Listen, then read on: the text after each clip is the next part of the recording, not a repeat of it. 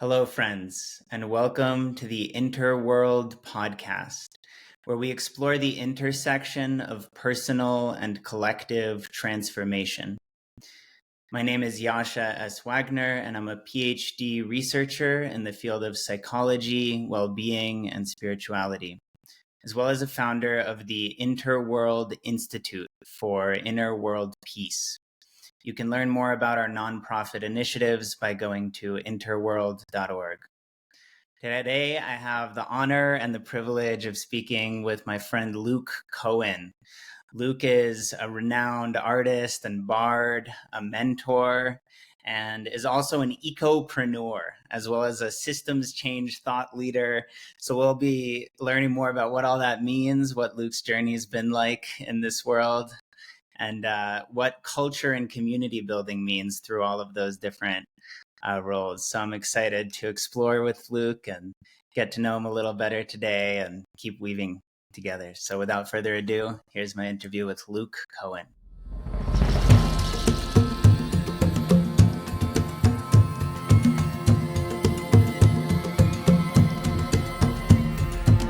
Hey, brother. Hey, good to be here with you. What's up, everyone? Yeah, welcome to the podcast. Thanks for coming on. Yeah, it's a potent time on the planet. It's good to be in the weave with like-hearted beings. Yeah, likewise. It's we'll get into the planetary aspect here in a few. I want to just invite you to share about yourself a little bit more, your life journey. I know you're very well known out there, especially in our mutual circles, but in case we're introducing you to some new people, maybe you can share about your origin story and give us a picture Sure. about Luke Cohen. Yeah, I mean, my journey started in New York City. I was born and raised between Staten Island and Brooklyn. Grew up in a lower middle class family. My mom's Italian, Irish, Scottish. My dad's Ashkenazi Jew. And we grew up in a creative family. Both my parents are shrinks, so had an interesting journey with that. Two older sisters that were Irish twins, a year apart, 17 years older than me. So my mom had me at 42. So I snuck in on the back end to help shake things up. And I've always kind of had this old soul awareness that our systems are not life conducive. Not there. A lot of the systems that we have in place are anti-life.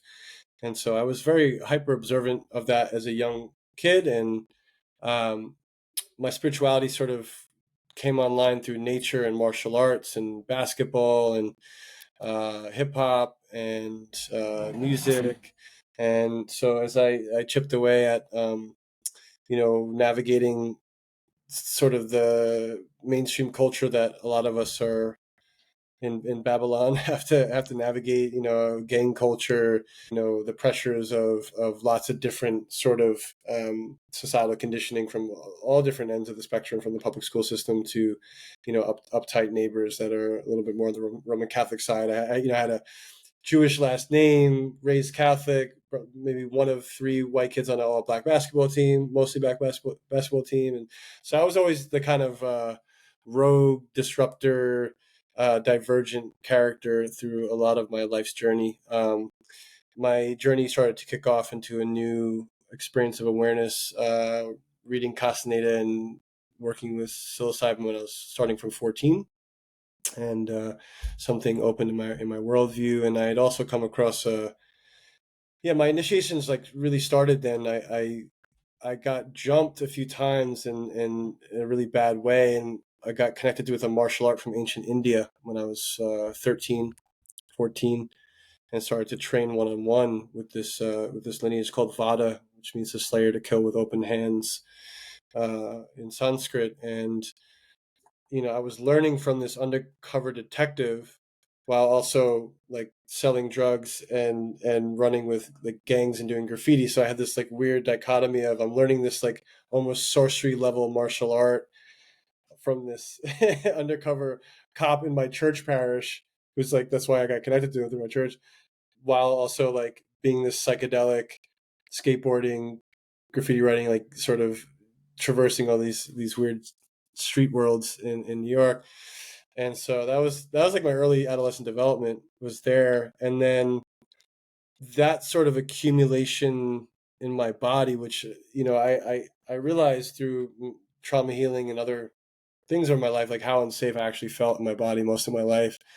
And a lot of unsafe situations I put myself into, obviously being a part of those worlds. And so my martial arts path was a form of self-mastery that I was sort of being guided through without knowing what it was really about. I just had this attraction to it. I loved Bruce Lee. He was kind of like my first spiritual mentor in some way. Like the way he spoke about the Tao was really appealing to me, and I felt some affinity and deep connection with Asian martial arts and Asian cultures from a very, very early age.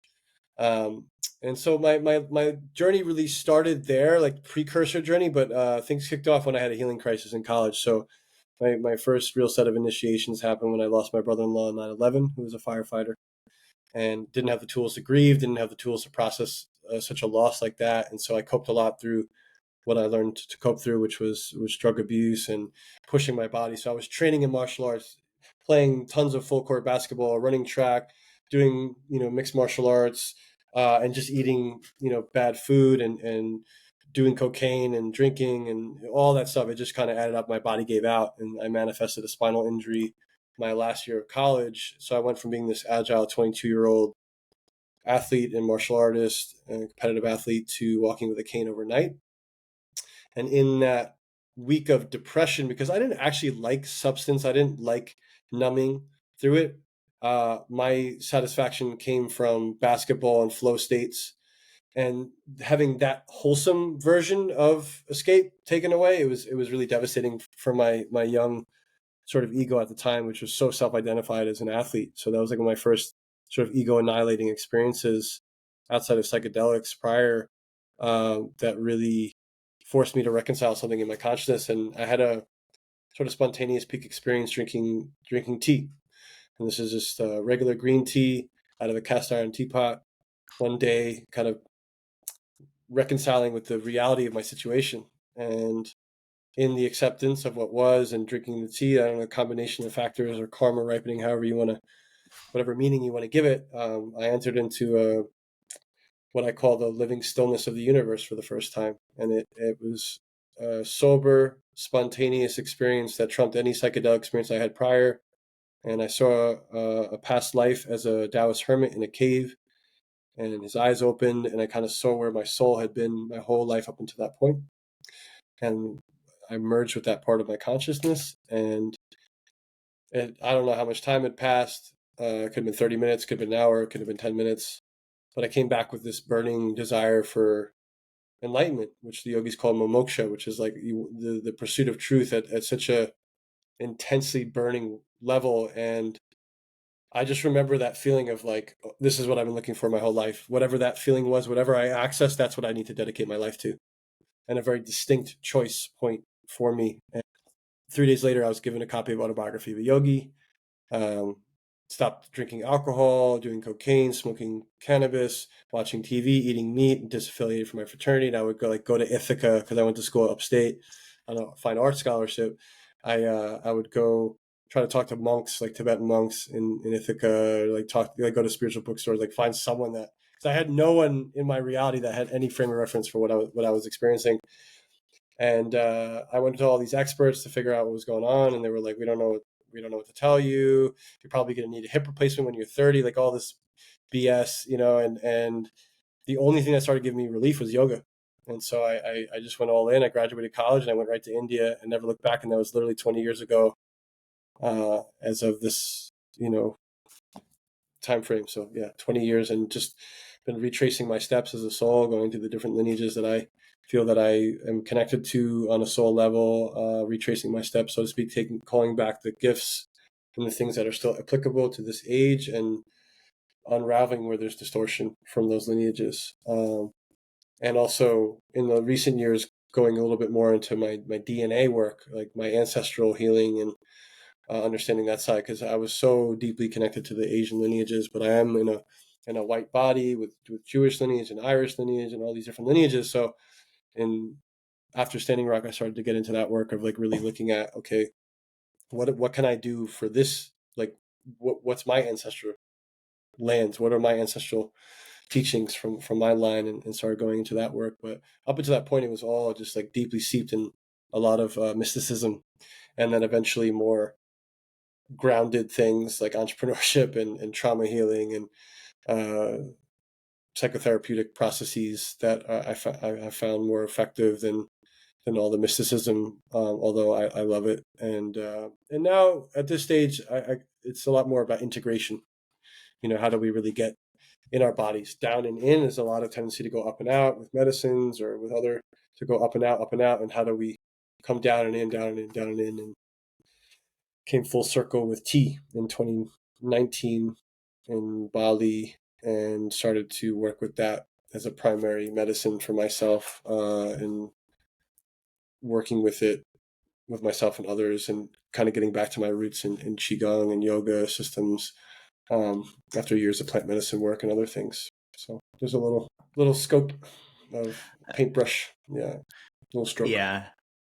Incredible journey. It's funny how many little details of it I can relate to. I feel like, these patterns happen, like archetypal similarities with souls and whatnot.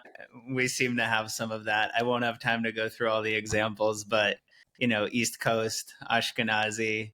My mom was 40, Uh-huh. martial arts, hip Interesting. hop, Okay. same age, altered Uh-huh. states, Mm. graffiti. Like Mhm. it just the connections are, and the parallels are pretty funny there.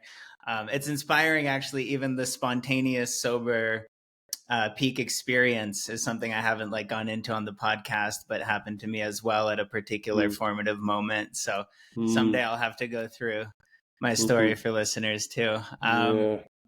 Yeah, but it's great to hear all of that, and it's cool to also hear the further maturation you're describing from the mystical out there, liberating process to like reintegrating and grounding and finding wholeness, Mhm. and what that kind of focus looks like now. And it sounds Mhm. like what stood out to me from what you shared is that the full circle with the T, where it's like this actually less overstimulated, less escapist, Yeah. less Yeah. exotic, and Yeah. like it's more you were starting from and now returning to like simplicity, Mm. uh realness, right? So I guess I'd be curious to hear your insights as a fellow Mm. qigong practitioner. I'm a tai Mm. chi instructor.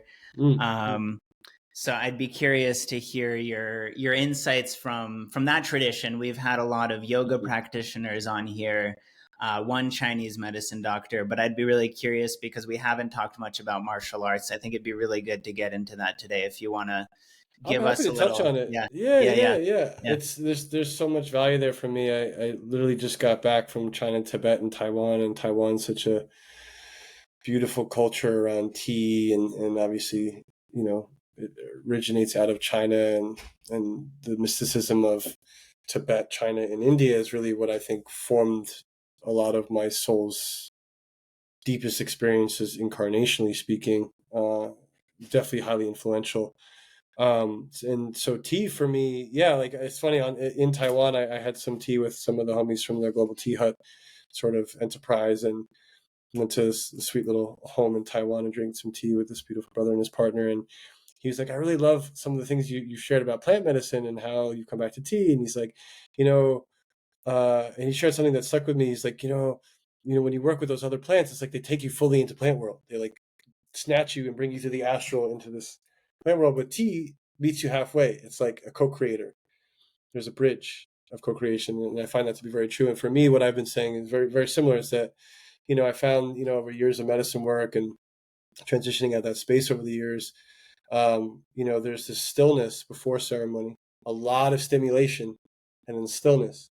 So it's like, why not go from stillness to stillness? Like, what's the need for all the stimulation? And I find there's a lot of phenomena and grasping and just a lot of trickery in the overstimulated states. And I found that my spirituality has been, the more that I can be really regulated in my nervous system, the less stimulation I need, the more anchored in essence that I find myself in Qigong. And Qi is a lot about essence. It's really like, how much stillness can we allow into our nervous system? How out of our own way can we become in that kind of stillness? And I feel like all of humanity, no matter their path, is in some spectrum of conscious or unconscious resistance to stillness. And stillness is sort of this divine feminine backdrop of creation. It's just like pin drop quantum eternal echoing stillness, and that's very hard to be with from a human egoic psychology sort of angle. Like that the ego needs stimulation, it needs push and pull, it needs something to grasp onto. There's a whole exchange of stimuli out in our world of phenomena that will give you plenty to focus on, but stillness is where part of us disappears, and something unbroken, uncorruptible, unchanged by time can emerge. And a lot of qigong orientations, and again, Taoism is very in the body. It's kind of like, okay, is it true here? Not beyond conceptual idealizations and spiritual ideals. Like, can I experience it in my body? And there's something about the wholesomeness of that. Use the word wholesome as well. And it's like, that's really where my focus has gone over the last 6 years, 5 years, 4 years, like refining more and more into like, what does it mean to inhabit our original essence? What does it mean to live from our essence and to become undefended as essence, and be honest with our humanity and our soul aspects in that spectrum of navigating, reclaiming, and expressing from essence. Beautiful. Yeah. Both essence and stillness, the way that you're sharing about them right now, definitely seem to connect to these core Taoist principles I've studied and aspects of Tai Chi. Like a lot of Tai Chi is related to actually the separation, the kind of like inevitable distinction between opposites that is our experience in this realm of being embodied. But it's based on that essential foundation of stillness, which is the Wu Wei that precedes the Tai Chi. And that kind of backdrop of the manifest stimulating universe that you're describing is like this sort of ineffable stillness that they seem to call Wu Wei. So yeah, very interesting topic. Tai Chi Chuan is a beautiful part of my life as well. And CC Chen, short form, my Sifu, is a very shamanic cat and has helped me through a lot of stages of my journey, understands the inner child side. And he, recently there was a way that he described it, when you do your form, that it rewires neurology, and that there's something around stillness in motion, that sacred duality of stillness in motion. Where is the movement arising from? What's motivating our actions in those moments? The fluidity of stillness expressing itself in form. It's such a, like I was sharing with my partner earlier. We had a friend over for tea. I was pouring tea for us, and I was kind of sharing, geeking out on why I love tea so much, and that I feel like an eternal student, and I feel like an eternal student of Tai Chi and Qigong and tea, like those specific things. I know I'm going to be unfolding into the rest of my life, and that I find so much satisfaction being an eternal student of these things, because it's just the wonder and the magic of unfolding continuously into layers and layers of all of it, through the journey, that you can never arrive at some fixed point with it. It's ever evolving, it's ever unfolding, and that creates a really fulfilling engagement. Yeah. Yeah. Yeah, definitely. I like the stillness and motion paradox, doing, non-doing. It reminds me of a way that I personally tend to describe Tai Chi as a martial art in like the practical application context. I don't know if this is an accurate or like approved description, but I think of it as unfighting. I think Unfighting. of Yeah. unfighting because Yeah. people try to understand like, well, how can this really slow energy work, dance form, and the push hands really be applied as an actual martial art in combat?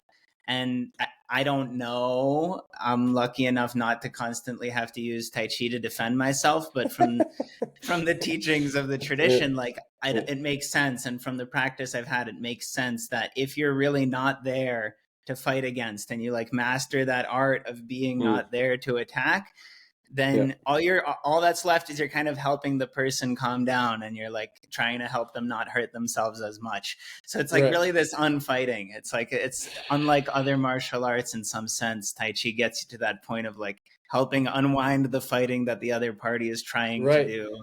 Yeah. Right. Like there Yeah. is no opponent. It's all you. Yeah. There is no other Yeah. opponent. There's I think in this modern day of toxic masculine hyper MMA, which I still love MMA. I still have a lot of respect for people that cultivate that. It's my body wasn't designed for that in this lifetime. My karma was too strong. I was forced onto a healing path, but I still uh, honor and respect the path of the warrior. And I think we need warrior energy in this time. And being a warrior is different than being a soldier, right? And martial arts is a big part of cultivating the warrior spirit in the sort of Shaolin traditions and a lot of ancient martial arts systems. There's a balance. You have the warrior, and then you have the scholar, and you have the monk. You have these integrated. It's not just one. You have the roundedness of it, and I think if people that go full into that side, they're inevitably going to come across some form of opponent that will humble their identity structure. Like for me, it was getting fully injured and being like, oh wow, like I was studying and preparing to be an MMA fighter. I was doing BJJ before it was cool. I was studying other martial arts to know how to defend and know the weaknesses of it. And I was studying a very weird, like deeply like sorcery level, striking style that was very, very effective and shrouded legend as the origin of all martial arts from the Himalayan region of India. It's deeply like India influence went into Japan. It became ninjutsu, the Silk Road. Like there's so much culture. Buddhism entered. So India was seeding civilization in a particular way. So this martial art is really profound in that way, but without the healing integration side, like Kalari and Southern Indian style, which has Ayurveda and oil massage, and like when you finish your training through the Guru Kulu system of, doing your humbling process under the tutelage of a teacher, he's like, you go do healing massage, you go fight competitively, you go do this based on their karma, right? So I got that organically from the universe. I got smacked and humbled, and when I ended up in India, so this master astrologer, I was fully clothed, I had my oranges on, I had taken sannyas, and he knew where all my tattoos were. Just looking at my chart, he was like, "Show me the one on your back. Show me the one on your ankle." He looked at my hands. He's like, if you cultivate power in this lifetime to hurt, you'll be humbled through your body. You must give everything to God. And I just like wept, and I like understood what my injury was about, and so in that time frame, I also came across the quote that who's greater, a man that conquers 500 men or the man who conquers himself?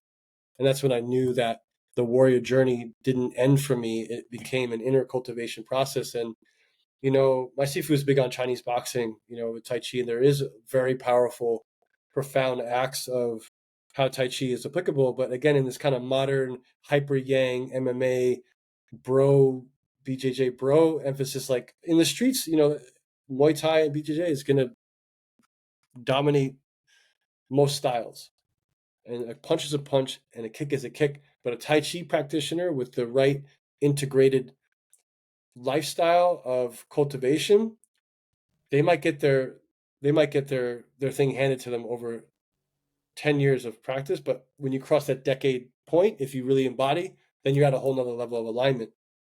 And my Sifu is like 76, flicked me across the room, like 4 ounces, that whole principle of when you're relaxed, how energy can shoot through you. And it's just alignment principle. So we understand in boxing and other martial arts, torque, and how torque generates power from the earth, and the right alignment principle is going to create a more powerful blow. So Tai Chi is all alignment.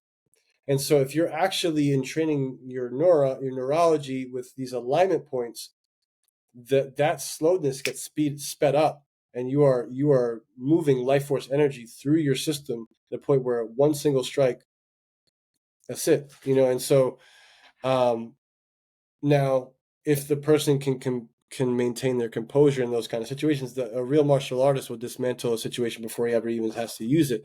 There's so much focus in the culture now of needing to prove. I knew a lot of martial artists in college and my fraternity at the time, because I was in that world, and I was like, I was I was a bouncer at one point. Like I was in that, you know what I mean? Like everyone was Yeah. on like steroids and cocaine, these like shredded, weird, hyper toxic masculine bros. And I was, I had some street smarts growing up in New York. So I knew how to diffuse situations, and we had a couple of situations, and I realized a lot of these ego identities are trying to validate themselves through that form of conflict. They're like really trying to, I exist, my pain matters, and here I am. And it's like a way of like, there's some beauty in that struggle of the psychology of certain martial artists, and I think we've lost a lot of the respect. I think we've lost a lot of the mysticism of martial arts, and the just like we're losing some of the spirit of humanity through AI art, and that there's this war on the human spirit through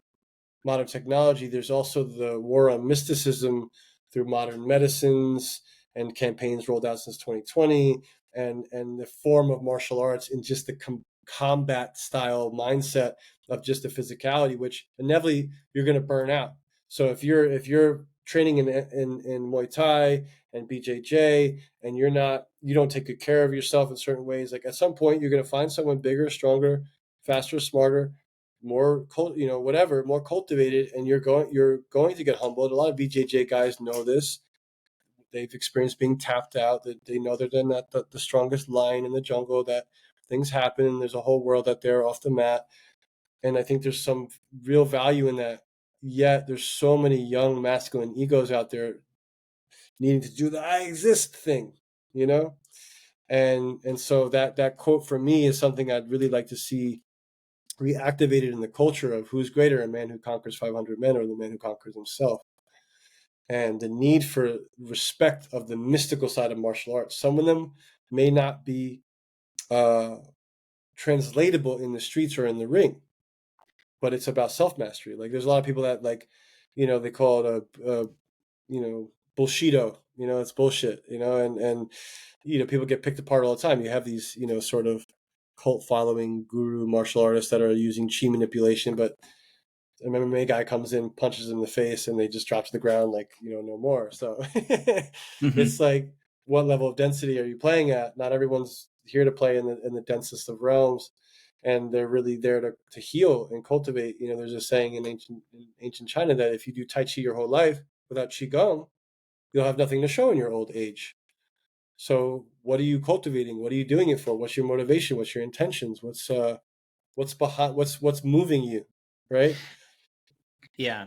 Yeah, no, I just want to mention, like, I'm really glad you're emphasizing the internal cultivation aspect. Like, Tai Chi is meant to be an internal martial art, right? An internal alchemy. And that's like the real lineage of it. And the thing that's interesting to me about that is I said practical application, but maybe it's the Right. exact opposite side that's the practical application, meaning the fact that we can know that a real Tai Chi master after 10 years might actually be unbeatable or something like that. Like, that's a fun fact. It's cool. Like, it's really interesting. It could be inspiring.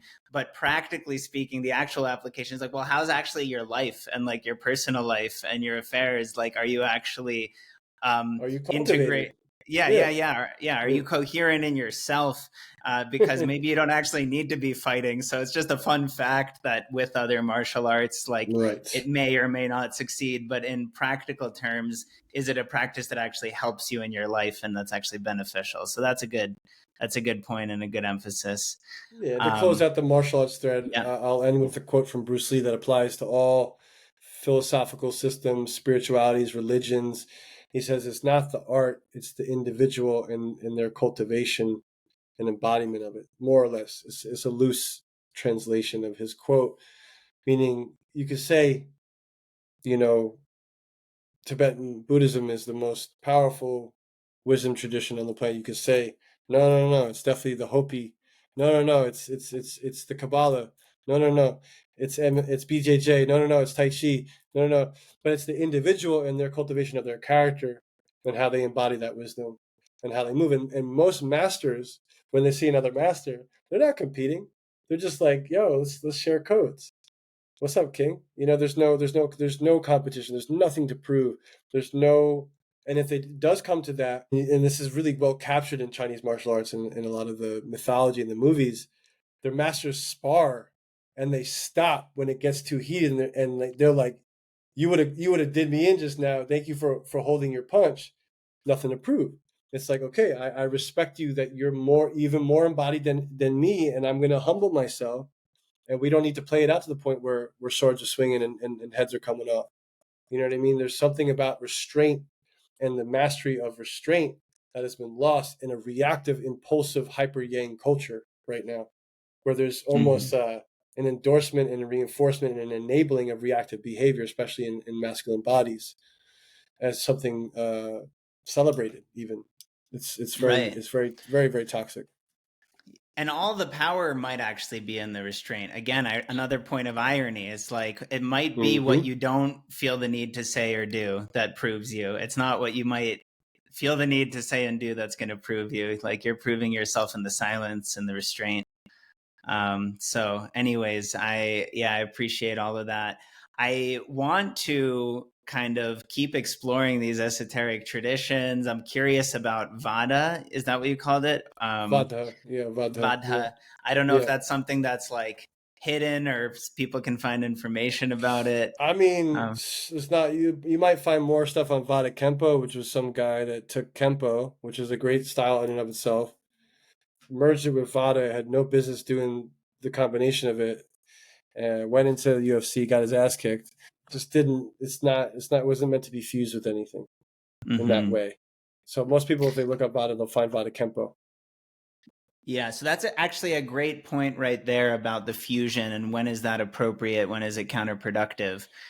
Because you mentioned going into your own roots, and I think that's something that tends to plague our new age spiritual circles and society that we've spent many years around you and I, is when everything's mixed and everything's a combination and there's no discernment of where do I come from and how do I go deep into one thing and so on, Mm-hmm. and Mm-hmm. focus. And so in that spirit, I'd be curious to ask you, there's many topics we need to get to here, so we're going to move on from spiritual traditions and practices pretty soon, but I just wanted to invite you to talk about your own new explorations in your roots, whether that's Celtic Druidry or Jewish mysticism and other aspects of what you've been studying, what your relationship with that has been, and maybe we can have some quick Mm. banter there for now. Yeah. Yeah, I'd say when Standing Rock happened, and through the protocols that I understand, I was asking for permission and I was praying on it. My personality, my human, my spirit, a lot of me just like wanted to go, and I never got that permission. I never got that yes from spirit, and did what I could from the back end and help organize in certain ways and help some powerful pieces come together. But I never was allowed or given permission to physically bring my body there. And so I had a Native American friend who also received that same, you're not, no, you're not supposed to physically be there. So we would do these prayer calls every week. And one day he's like, "Hey, you don't ever call your grandparents in, like what's up with that?" And I'm like, "I don't actually know like my grandparents' names in a certain way. I don't know enough." He's like, "You carry lodge and you don't know your grandparents' name. You need to talk to your mom, you know." And so I started having this conversation with my mom. I started finding out all this. I find out my grandfather was adopted, and that's where I reclaimed Kohen, because the Kohen was the name that went underground, and I started to get these seeds of like, okay, this transition out of Alokananda, which was my Sanskrit name that I walked with for 12 years as Aloka, and at that time was the right thing for me to do, to shift my focus from my personality to my soul, but I had cut off from a part of my humanity. So my journey back to Luke and reclaiming my lineage as Kohen was about coming back from the mystical, from the multidimensional, and arriving in my humanity. And so for me, the lineage work it's not always necessarily the traditions or teachings of those lineages, although on my pilgrimages to Ireland and uh, doing more research and exploration of Celtic mysticism, there's something that reawakened to me. I feel like the Druid side of me is one area where my DNA and my soul's history intersected. I don't feel as connected to my Judaism. I'm starting to explore some Hebrew and Kabbalah teachings, but for me, there's some inversions that I'm wary of in any Abrahamic. I have a really profound love of Christ without the dogma, obviously, as a master teacher. So for me, it's I have a unique path in those ways. But for me, the ancestral work was more about cleaning up the trauma, having very distinctive access to, okay, this is Irish famine trauma, this is Jewish, Ashkenazi trauma, this is like, okay, from the 2% Welsh, this, when I walked on lands in Wales, like this is what I'm tapping in here. Here's some of the gifts, here's some of the trauma, and just integrating it on an energetic, emotional, physiological level. Like there's something that shifts in the energy when we get connected to those pockets of trauma that were passed down through the epigenetics. And I think that's really up for humanity right now. This is some of the most important work we could do, is actually get into our own epigenetic trauma and start to clean it up. So I hadn't really, I'm sure I've touched it through the years in certain ways, and I've done work around it, but there was something specifically about going to those lands for me, and taking a break from, or needing to individuate out of this hyper focus on native traditions and other traditions. Be like, okay, what belonged to my ancestors, and out of all those lineages, the Celtic is the one that came through the strongest, for me. And yeah, walking the land in Ireland was very powerful, and some grieving that happened there, and some remembrance that's happened there, and here in Glastonbury as a major pilgrimage site and stronghold of the Celtic people, and understanding a lot of the stories and mythologies and legends. Like we need story, that's why I realized I was a bard after my near-death experience.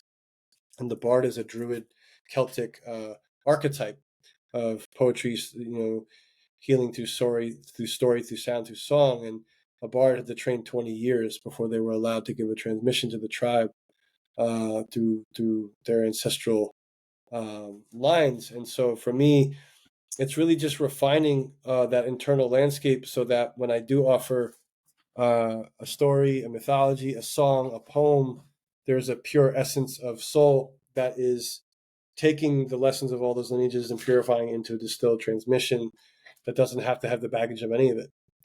It's like the 13 tribes of, how they got infiltrated, or the different mystery schools, or what happened post Atlantis, and all the things that popped up around the earth that broke off of the fall of the dropping in vibration, or however you want to call it, the corruption of power over structures versus circular feminine led structures. A lot of these ancient lineages have their light and still have their unintegrated shadow. And so it's up to us to discern, what elements of those lineages, where the corruption or where the inversions came in at some point, and I think, a lot of people are focused on the colonization side of things, and why people are drawn to native traditions is because we've been severed. We're kind of like, a lot of people are like wandering children, disconnected from the mother, disconnected from their own line, and they need to come back through that.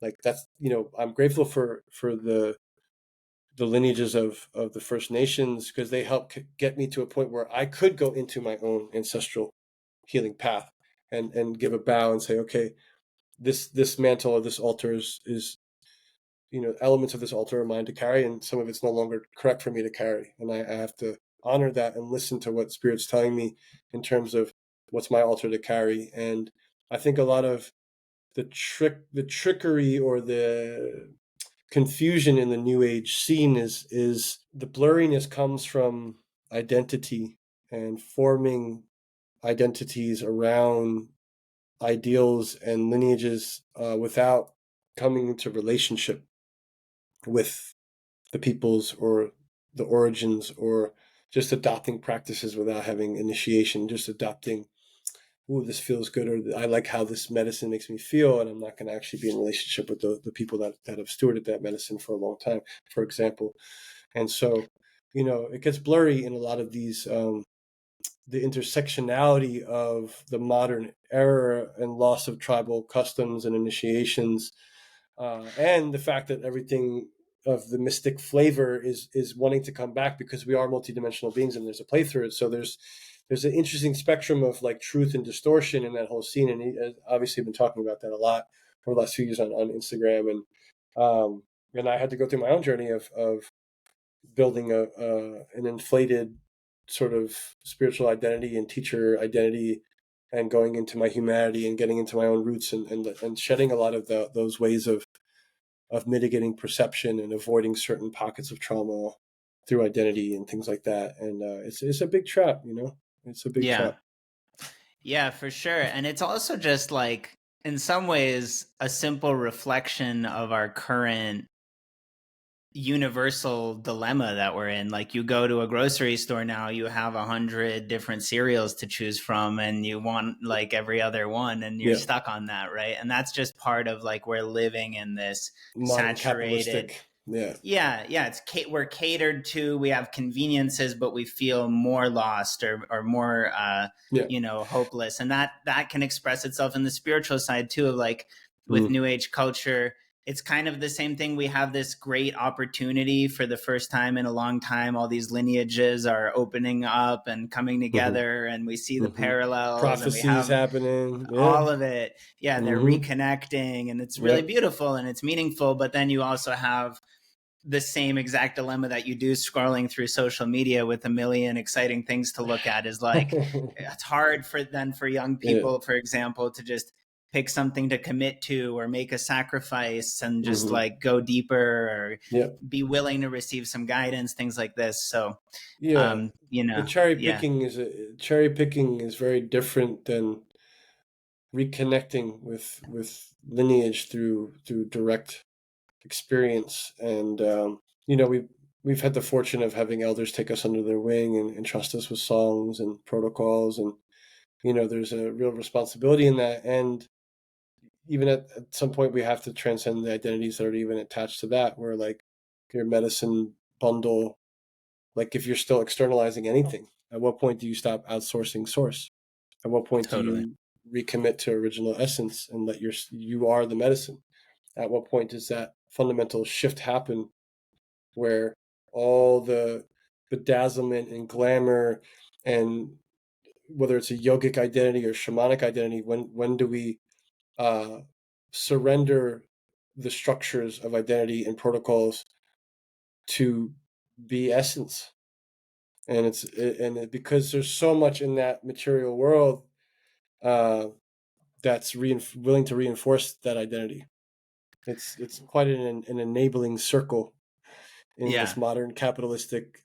Tyson Yunkaporta talks about it. He's got indigenous research labs and out of Australia, and he talks about the dilemmas of being inside of a closed system, and the cherry picking and bad story, and how we can people can kind of pluck things and then it gets eroded, and we that our modern post colonial capitalist world, it just breeds narcissism, and there's a lot of deeply hidden narcissistic blind spots. And I think there's a difference between full-blown narcissistic personalities out there and people that are well-meaning with some narcissistic blind spots.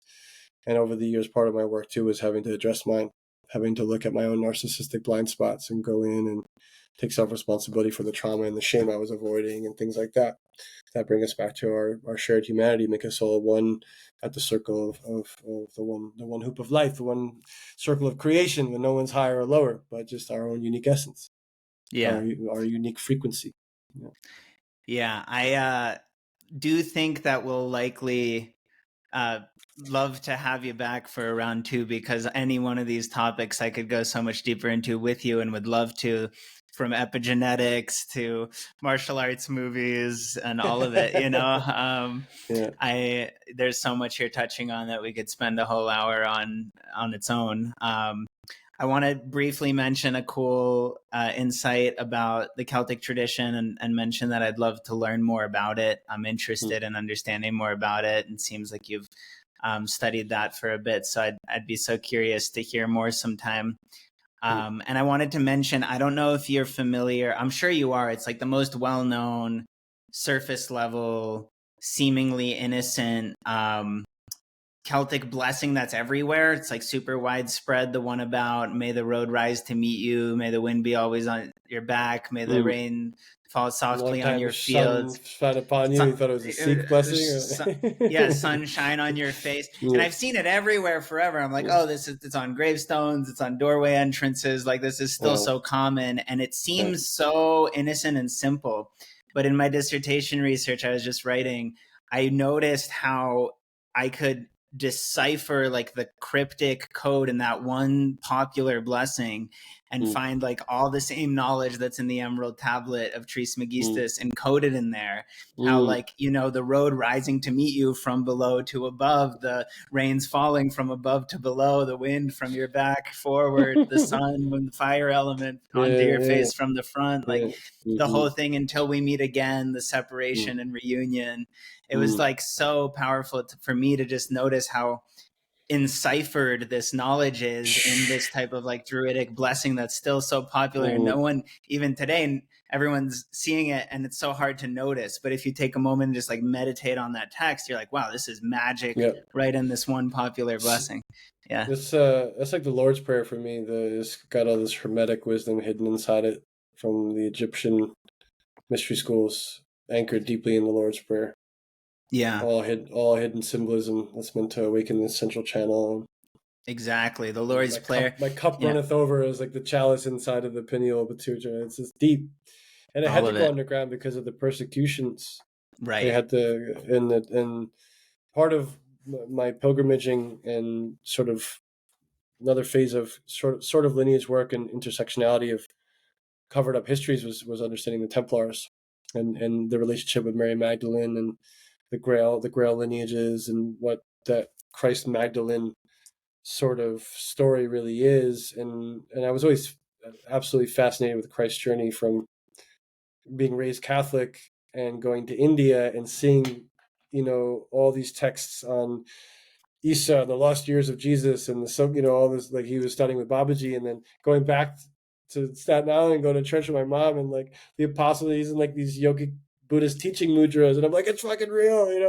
And the intersectionality of mysticism is one of my passions. It's always been like, okay, they're doing it here, they're doing it here, they're doing it here, they're doing it here.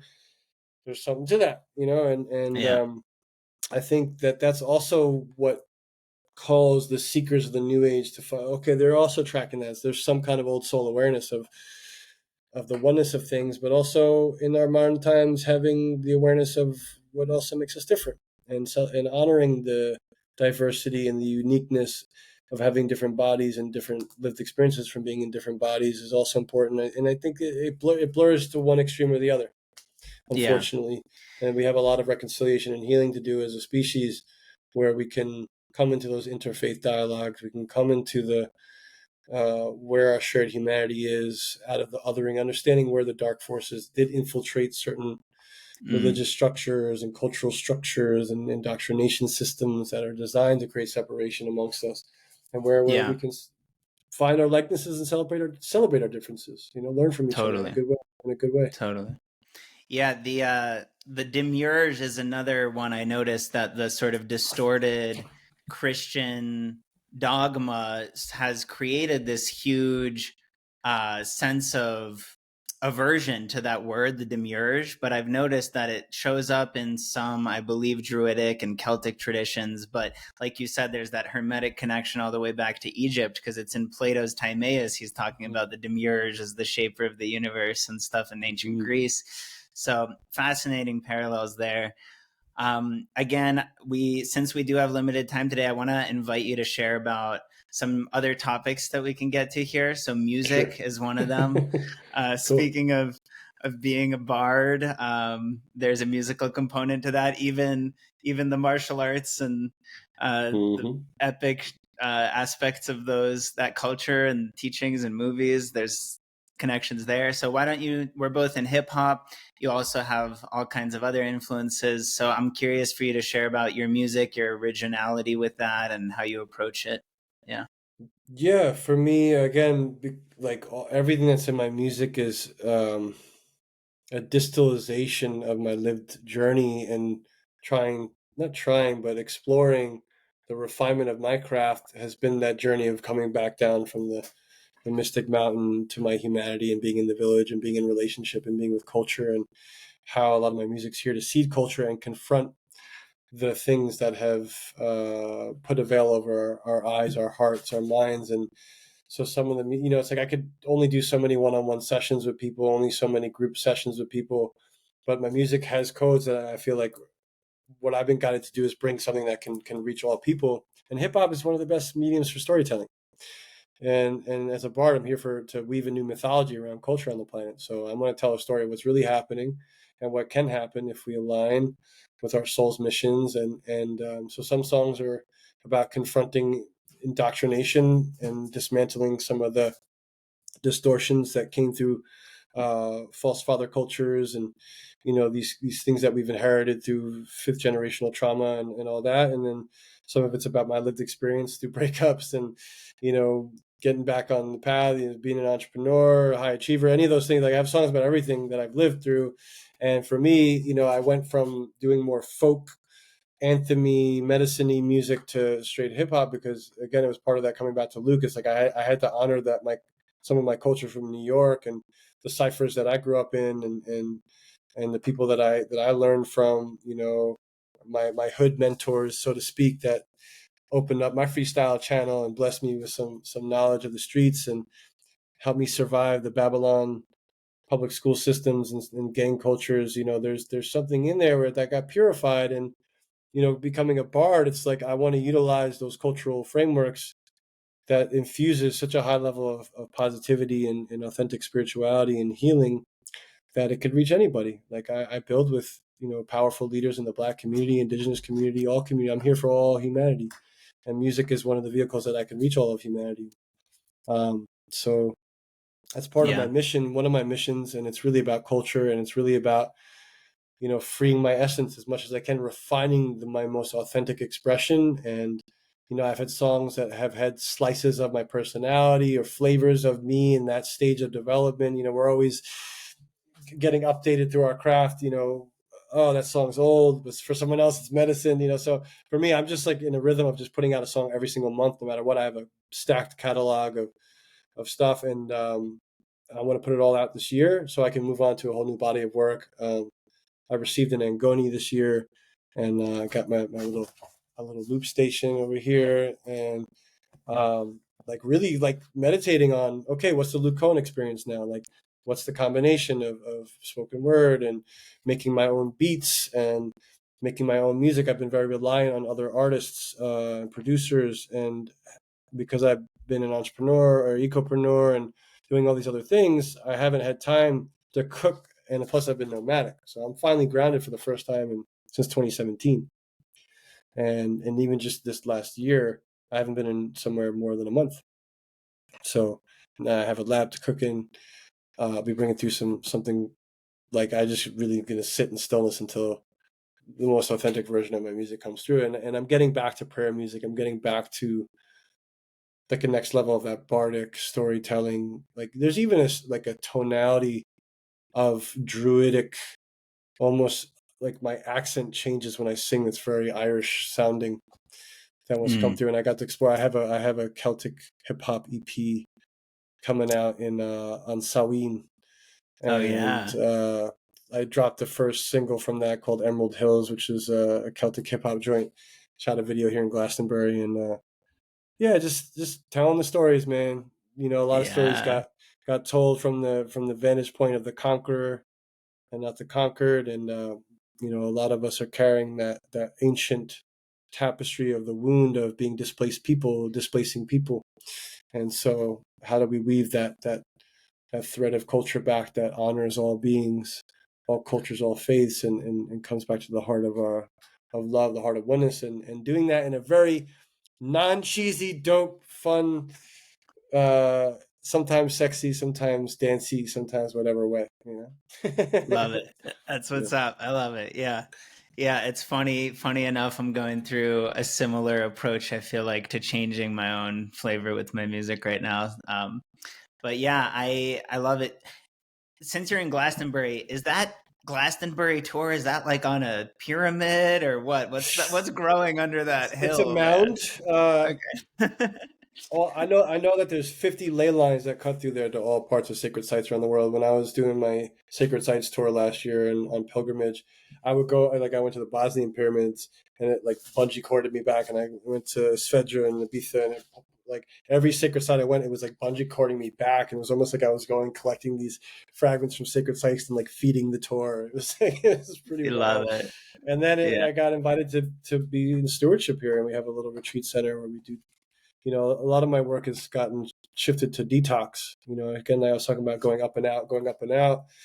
And so I have a clinic with my functional medicine doctor friend, and, we really address trauma in the nervous system. We really get into, okay, like getting into the cells, flushing the liver, moving the lymph. Like, how do we actually get really down and in our body? So tea, qigong, dark rooms, effective detox work. That's the big focus of my life's work at this stage in terms of the healing and mentoring. Is really, I want to get as many people in their bodies living from their soul as possible. Yeah. Amazing. Love it. Thank you for doing that. Happy to stay connected. I've got one or two very last questions here to wrap Sure. us up with the time we have left. So one of them is, and this is a huge question that you can bookmark as much of the answer as you want, but systems change. You're a thought leader in terms of culture and community building. What's going on in our world? There's the technology side. You've traveled all over physically, Uh-huh.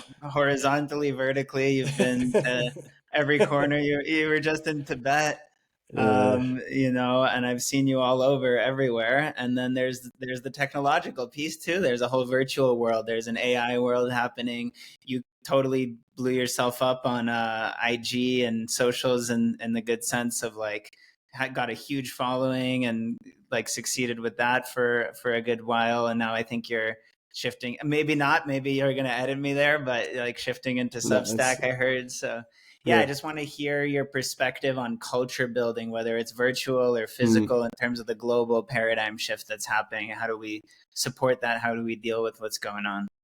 I think we're in the next turning, brother, of big agendas playing out, which means bigger initiations for all of us that are committing to the life affirming path of the organic timelines that are in harmony with nature, and that we have to make very specific and intentional choices to not only remain in our humanity, but deepen our commitment to our humanity. And that means, really letting go of some things that are outdated, that the glamours, the chimeras that will seduce us into uh, seeming opportunities, but those opportunities are can be extractive, could be whatever.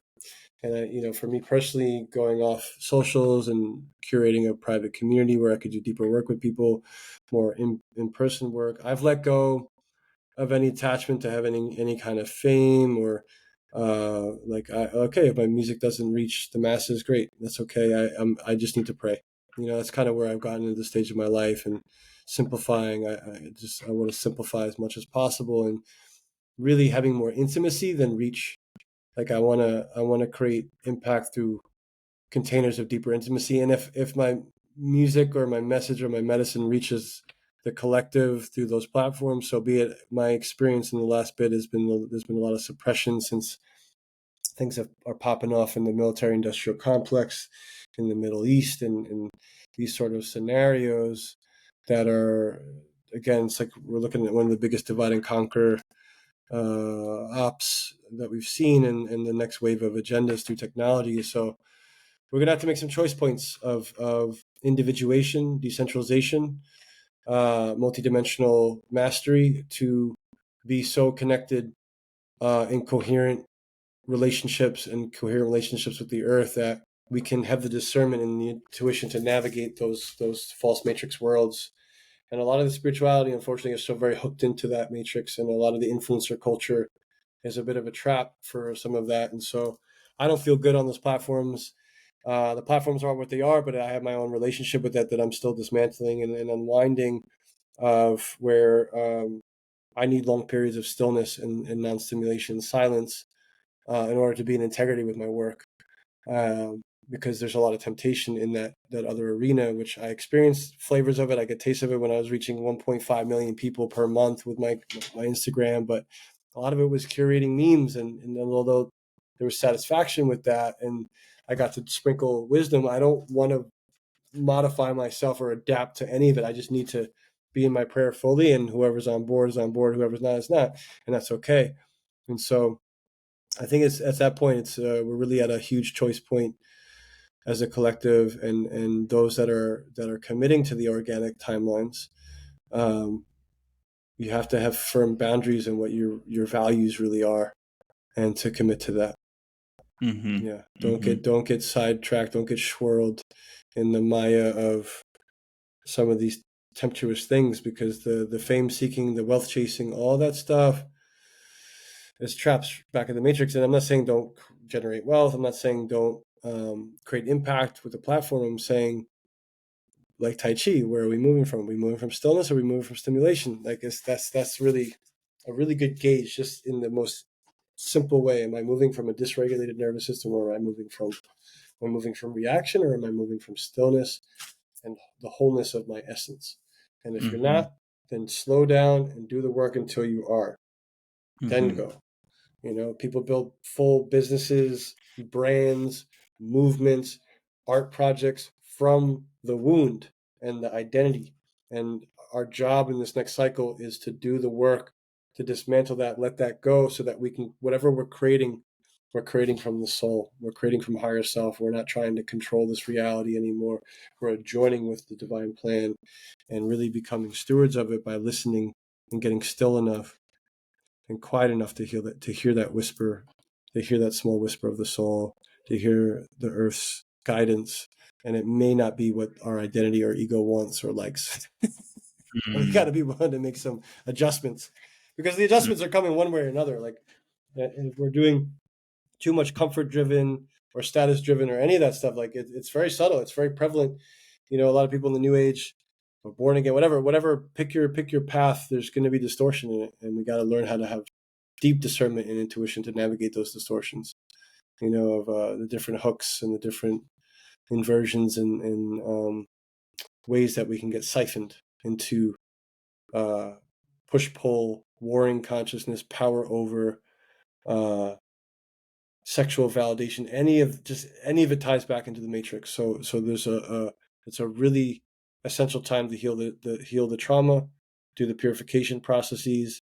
I think it's a very important time to be sober on the planet, and deep sobriety, getting in the body, doing the detox work, cleaning up the gut biome, the biology, parasites. All that stuff needs to get cleaned up. Otherwise, it's influencing the consciousness.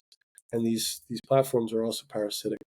So we have to have a really balanced relationship with it, and be honest if it's balanced. I know that I can't keep a balanced relationship with it, so I have to step away from it, and I give it to my team to manage, and like dip in, dip out. But if I'm in there too much, my brain, the way it's wired, I'll get even me with all my tools and all my mastery, I literally have to go in the dark room for 10 days every year just to rewire my neurology and get, so. And I want to say, sometimes for those of us that are deep in this work, it's an especially me, not an even me, because a lot of the technologies that are psychoactive, that are transformative, are also amplifying of whatever's patterns were already forming there. So if I'm, strengthen a neurological thing, pattern. Yeah, whatever practice I'm doing that's supposed to clean me, whatever medicine, whatever qigong, whatever thing I'm meditation, it's an amplifier. It's likely gonna make stronger the patterns I'm also forming when I'm in the bathroom scrolling through my phone or whatever. So so I think that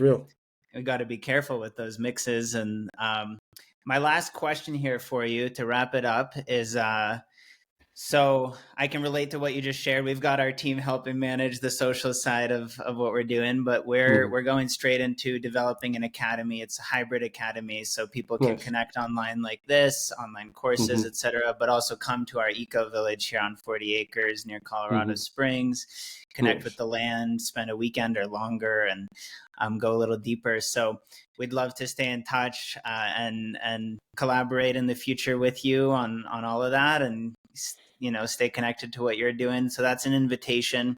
And the last question around that, as a fellow entrepreneur and what you call an ecopreneur, just any advice you have for listeners, for our team, anything that you want to Seed as somebody with a lot of experience in bridging from that old paradigm where there do need to be entrepreneurial considerations to one that's like becoming more and more collaborative, and we need to create these villages to work from and so on. Yeah. Uh-huh.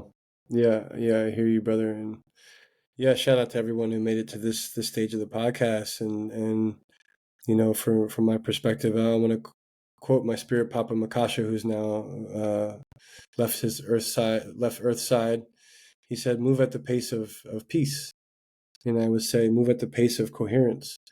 If the team is not coherent, trying to achieve goals in a discoherent relational situation is going to lead to certain disasters. And cultural frameworks that allow space for people's real human processes is important. So the getting out of the shame culture of toxic positivity or hyper processing, there's a middle path where there's space for everyone's wounding and what they're working through in an honest way, and it has to come from self-responsibility. So the more that you commit to your own self-responsibility of moving away from blame, victimization, perpetration, and savior complexes of any form, and doing self-responsibility is the most valuable thing you could do for your relationships and your community, because you'll stop projecting onto others. You'll stop being so affected by being projected onto by others. You'll come more and more to your essence the more that you clean up through that path of self-responsibility. And yeah, don't skip steps, like go at the pace of life, go at the pace of peace, go at the pace of coherence, go at the pace of trust. And from there, from that relational space, where our internodal mycelial network will hopefully do another turning of the weave, and we'll find ways to regenerate the commons and share resources and support each other in a good way, and reflect the blind spots in a good way, and honor each other's beautiful, divine, messy process on Earth. Thank you. Yes. Beautifully said. Well, thanks so much for joining us today, and let's stay in touch, bro. It's really good to see you. I hope you have a great rest of the day with everything you got going on, and yeah, we'll be connected. Likewise, brother. Congrats on putting the staff in the ground somewhere and stewarding land in a beautiful way. And on the academy, I look forward to seeing where the weave will take us next. Good to see you, brother. Thanks, bro. Aloha, You too. everybody. Aloha. Peace.